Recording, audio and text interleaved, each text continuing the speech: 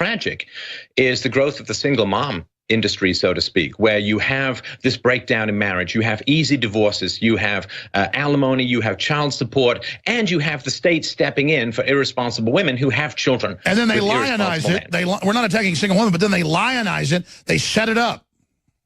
Well, it used to be the case, of course, that if you were a single mom, your parents would end up having to pay to raise your child. So your parents had a very strong incentive to restrain the wild tsunami-like hormones of teenage sexuality. With the welfare state taking away the negative consequences of irresponsible sexuality, it's the old Chesterton quote, says, when you get rid of the big laws, you don't end up with no laws, you end up with an infinity of tiny laws. And now we have all of this crazy breakdown in sexual morality, which is causing massive amounts of predation and massive amounts of single motherhood. And so this is the welfare state takes resources from more responsible people and gives it to less responsible people, thus encouraging the reproduction of less responsible people.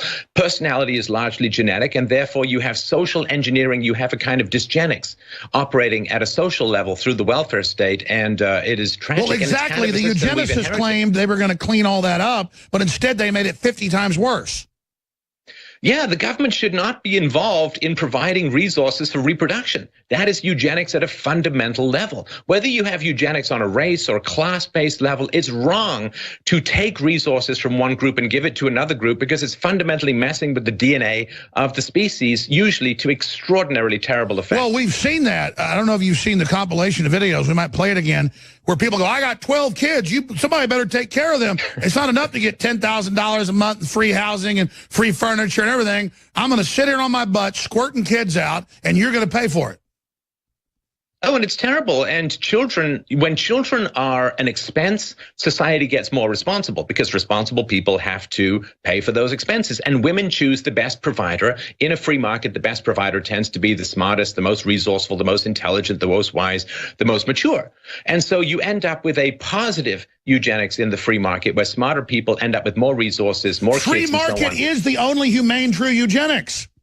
It is, absolutely. And when you end up with the system where children become an asset rather than a liability, then what happens is people have children in order to make money. And that means they don't have to have anybody responsible sticking around. And of course, the whole welfare state thing where they say you only get welfare if there's no man in the house. They are paying women to have children and keep fatherhood at bay, to keep fathers away. And Stefan, we got to go to break. When we come back, I got to ask you, they admit they're doing it by design, just to have control, but don't they see what it ends up in? It literally ends in idiocracy, and idiocracy isn't coming in 300 years. We're here. Stefan Molyneux, Free Domain Radio.